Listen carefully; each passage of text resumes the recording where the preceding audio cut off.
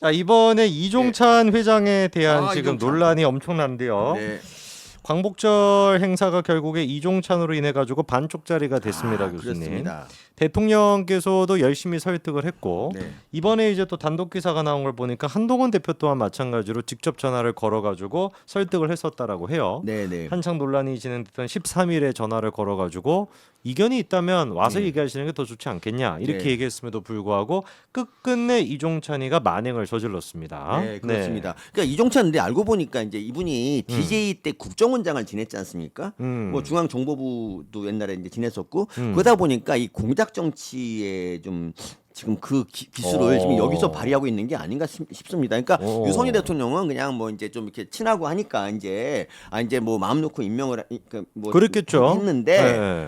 근데 이렇게 공작에 당하고 있습니다. 역시 그 DJ 때 좀 뭔가 사상적인 뭔가 굉장히 뭔가 있었어요. 이분이 지금 일으키고 있는 이 논란이 사실 민주당 입장에서는 최근 들어서 반일 선동할 만한 게 별로 없었거든요. 그렇죠. 후쿠시마 그것도 이번에 뭐 한 4만 건을 조사를 했음에도 네. 불구하고 제로. 네네. 검출이 99.8%가 아예 제로고 네. 그리고 이제 0.2% 정도 되는 것도 기준치의 50분의 1밖에 안 되는 네. 아무것도 없다라는 게 드러나니까 할 수 있는 반일 선동이 없었는데 지금 네. 이거 먹이 하나 던져준 거 아닙니까? 그러니까요. 네. 그리고 이게 반일 순동이 굉장히 개인적인 보복 차원에서 이루어졌다는 그럼요. 정황이 있지 않습니까? 그러니까 이번에 독립기념관장을 뽑는데 이종찬은 이제 자기가 미는 사람한테 최고점을 주고 지금 이제 된 사람한테는 이제 뭐 누구지 이름이 뭐지 그 김영석 관장한테는 최하점을 줬어요. 그런데 이종찬 빼고 다른 사람들이 모두 다 점수 보니까 다른 사람들은 그러니까 이종찬이 민 사람은 준비가 하나도 안 됐다고. 그렇죠. 그래서 최하점을 받았고요. 그래서 그러니까 이종찬이 민 사람이 떨어지고 이제 김영선님이 된 거예요. 근데 이러고 나니까 이제 삔또가 상한 거야. 그래서 그렇죠. 지금 계속적인 목리를 부리고 있는 거죠. 참고로 이제 이번에 이종찬이가 자기가 면접에 들어가서 최고점을 줬던 사람에 대해서 한 달이 딱 지나고 지금은 또 친일파다라고 공격하고 있습니다. 이종찬이. 네, 맞습니다. 네, 그러니까 약간 오락가락 하시는 것 같아요. 정신 상태가 지금. 네, 그러니까요. 이분이 지금 얘기하는 거 들어보면은 내가 목리를 부린다고 지하의 거대한 음모를 밝히겠다 이러고 있어가지고 이분이 약간 좀 상상력이 풍부한 게 아니라 약간 좀 노망 아닌가라는 얘기가 나오고 있어요. 이제 이렇게 하면은 이제 민주당에서 이종찬은 의로운 사람이다. 뭐 양심적인 지식이다. 이렇게 되겠죠. 공천 받는 거 아닙니까 이러다가? 그 공천 받을 수 있죠, 사실. 이종찬이 뭐 정동영하고 나이 차가 그렇게 많지 않아요. 박지원도 그렇고. 그래요? 네, 뭐 훨씬 늙어 보이는데. 그 이제 얼굴에 욕심이 가득 덕지덕지 붙어가지고 지금 그렇게 보이는데 아. 2028년 공천 또는 보궐선거 공천 나올 수 있어요. 그렇죠. 네, 그렇기 때문에. 자, 그래서 지금 이제 이종찬 회장이 김영석 관장에 대해 가지고 뉴라이트다. 뉴라이트라는 것 자체가 당연히 문제가 아닙니다. 네. 근데 이제 극우다, 친일파다라고 공격했던 첫 번째 근거가 네.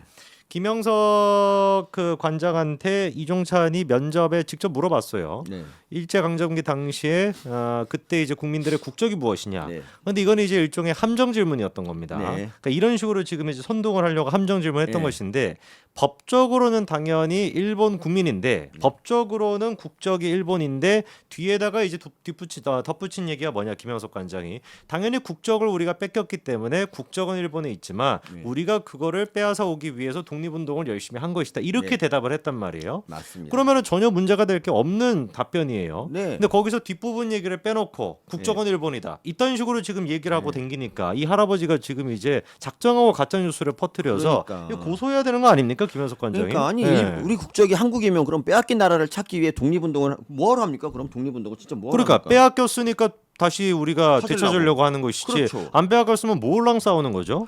그러니까 이렇게 선동하는 게 SBS도 참 SBS 볼명이 무슨 새인데 어쨌든 뭐 정말 특기를 잘 발휘했어요 간만에. 그래서 이번에 지금 뭐 한겨레 같은 언론사들이 쓰고 있는 것도 일제 때 우리가 일본 국민이었다고? 그럼 독립운동은 반국가 활동 이거 미친 놈들 아닙니까 정말로? 그렇죠. 이거 어떻게 해야 됩니까? 그리고 이종찬의 그거 있잖아요. 그 어디 갔지? 통일뉴스 얘기 없나? 아직 이거 자료 없죠.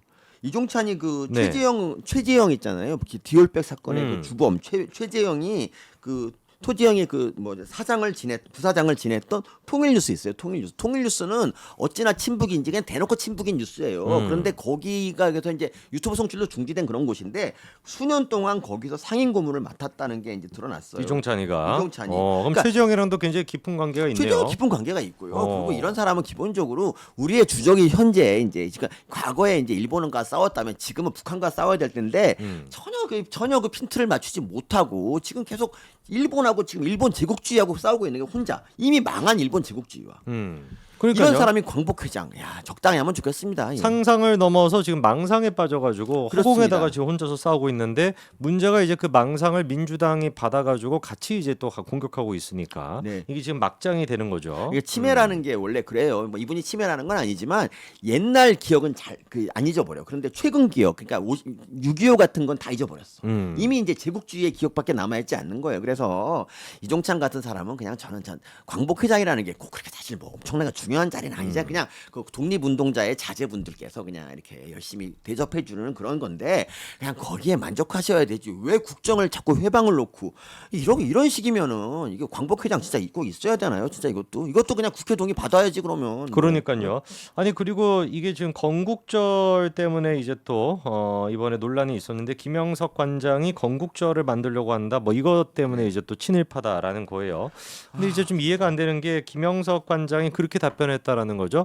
1948년도에 완전한 의미의 실질적 의미의 건국과 광복이 이루어졌다. 그러니까 진정한 의미의 완성이 됐던 게 1948년이다라는 얘기인데 네. 맞는 얘기 아닙니까? 맞는 1919년도에 시작해가지고 1948년도에 완성된 거 맞잖아요. 네, 맞습니다. 근데 왜 이게 도대체 논란이 되는지 그게 이해가 안 돼요. 그러니까 이종찬이 원래 그런 사람인지 모르겠지만 지금은 통일뉴스 같은 거 하다 보니까 좌파적 사관에 완전히 물든 거예요. 그러니까 그 좌파들 입장에서는요, 1948년 탄생한 남한만의 이 단독 대한민국을 인정할 수가 싫은 없습니다. 거죠. 근데 걔네들은 그러니까 이걸 인정하지 않기 위해서 임시정부가 그냥 정통적인 그런 우리나라여야 되는 거예요.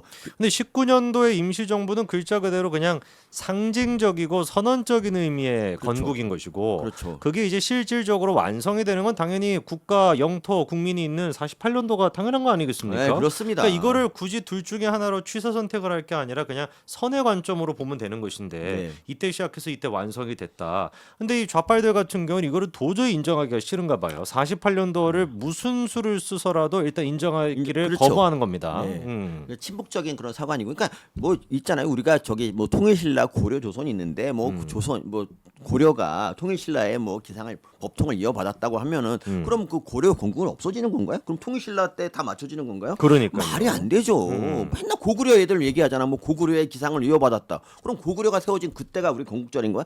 말이 안 되잖아요. 그 적당히 했으면 좋겠습니다. 그러니까 우리 그 일제 시대 때 우리나라는 사실은 뭐 대한 제국이었고요. 지금 대한민국하고 다른 거예요. 그렇죠. 그때는 그때는 국민이 없었어요. 고종을 중심으로 한 입헌 군주제가 대한제국의 그 강령이었단 말이죠. 근데 우리 대한민국은 대통령 민주주의 이런 거를 원칙으로 하는 나라인데 이게 같은 나라냐고 이게 그럼요. 어디? 자, 그리고 이제 이종찬 회장이 이런 얘기도 합니다. 건국절, 즉 48년을 인정하게 된다면 얻는 것은 단 하나. 이승만 초대 대통령에게 건국의 아버지라는 면류관을 씌워주는 일이다라고 하는데 건국의 아버지 맞잖아요. 건국의 아버지 맞죠. 뭐 하는 인간이죠, 이 사람은 도대체? 그러니까 이런 사람이 어떻게 윤석열 대통령하고 이렇게 또 친분이 생겨갖고 광복회장까지 하게 됐는지 아들이 참 그거잖아요, 중마고. 그러니까 그건 좀 아들이 중마고하고 그 아버지까지 또 연결되는 건 좀 그렇잖아요. 뭐 그래 그렇습니다. 우리 어머니가 아마 제가 봤을 때는- 광복회장했으면 더 잘했을 것 같습니다. 정말 억울합니다, 진짜.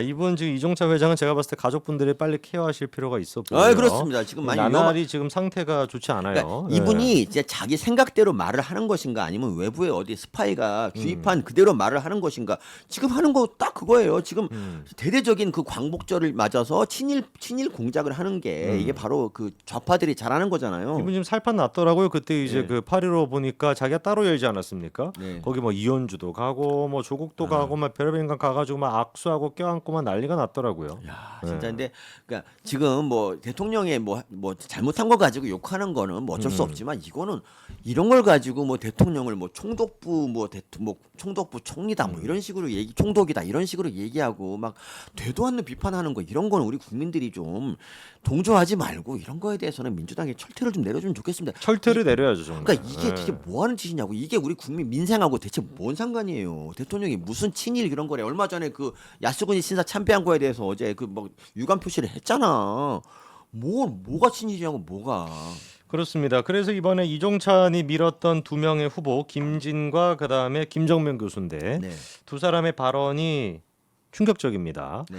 예를 들어 가지고 이제 독립기념관 재정이 악화가 된다면 어떻게 대비하실 생각입니까? 라고 물어봤더니 그런 걸 생각해 본 적이 없다라고 답변을 했다고 하는데 네. 이거는 지금 거꾸로 봤었을 때 야, 내가 누군데? 내가 누가 지금 추천해서 여기 와 있는데 네. 나 이런 거 대답 나 모른다도 아니고 생각해 본 적이 없다라고 대답한다라는 거는 네. 아예 그냥 자기가 이미 임명이 될 거라고 생각을 하고 있는 거 아니에요? 그러니까 그게 네. 대충 이제 그런 질문을 받으면 이제 예상 질문이 벗어났다고 하더라도 음. 그 정도 자리에 오르려고 한다면 대충 그냥 꾸며서라도 그냥 음. 대답을 하면 돼요. 그냥 열심히 하겠다, 뭐 돈을 찍어내면 되지, 않- 훔친다, 뭐 여러 가지 말을 하면 되는데 생각해 본 적이 없다는 거는 이 독립기념관장 그럼 뭐하러 합니까? 그러니까요. 말도 안 되는 거죠. 그러면서 또 두 번째 김정면 교수도 하는 얘기가 예. 마지막 이제 5분 발언이 있었을 때 하는 얘기가 네. 이거예요. 내 조상은 독립운동을 훌륭하게 한 분이다. 이 얘기밖에 안 하는데 그러니까 아니 그건 네 조상 얘기고 네. 자기가 도대체 독립기념관장이 돼가지고 뭘 할지에 대한 비전이 최소한 있어야 되는 거 아니에요? 그러니까 네. 광복 쪽 있잖아요. 광복계 쪽에는 이제 되게 보면 독립운동가 그 후손들이 이제 해요. 그런데 이제 계속 이제 언제까지 그걸 해야 되느냐? 지금 벌써 광복 이제 이후로 거의 이제 100년 가까이가 지났지 않습니까? 근데 독립운동을 하신 분은 훌륭할 수 있어요. 물론 훌륭한 분이에요. 그런데 그 자손까지 훌륭하다? 이건 아니라는 아니, 거지. 그럼요. 이게 그건 아닌데, 완전 별개죠. 근데 왜 그런 훌륭하지도 않은 검증되지도 않은 사람들이 계속 뭔가를 대대손손 해야 되느냐? 그 사람들한테 그냥 자리를 말고 연금 같은 거를 통해서 얼마든지 보상을 할 수 있어요. 근데 이런 자리 독립기념관 이런 거 주면 안 된다는 거지. 광복회장도 마찬가지고 지난번에 김호롱이라는 인간도 제가 몇 번 말했지만 돌아가셨죠. 김호롱 이 사람은 아예 그 자기 그 언니가 뭐 엄마의 언니 거를 조작해가지고 광복회장 돼가지고 얼마나 나쁜 일 했습니까? 추미애한테 무슨 뭐 광복 관련 상 주고 이런 짓까지 했는데 이게 그러니까 그때쯤 우리가 생각을 했어야 돼요. 독립운동가의 후손이 아니라 이제 제대로 된 사람이 광복회를 이끌고 그 독립의 정신을 어떻게 하면 살릴까?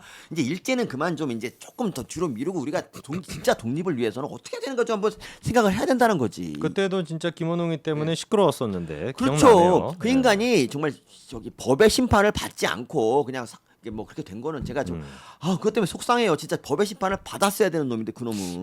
좀 이른 나이에 죽었습니다. 예, 그러니까 커피 78이었네요. 예, 뭐 거기서 매장에서 뭐 해먹은 게 걸렸잖아요. 그리고 각종 그냥 비리가 있었고, 야 이런 그러니까 광복회장이라는 거에 대해서 한번 우리가 이제 대대적인 구조 개편을 할 때가 됐다. 네, 라는 얘기까지 듣고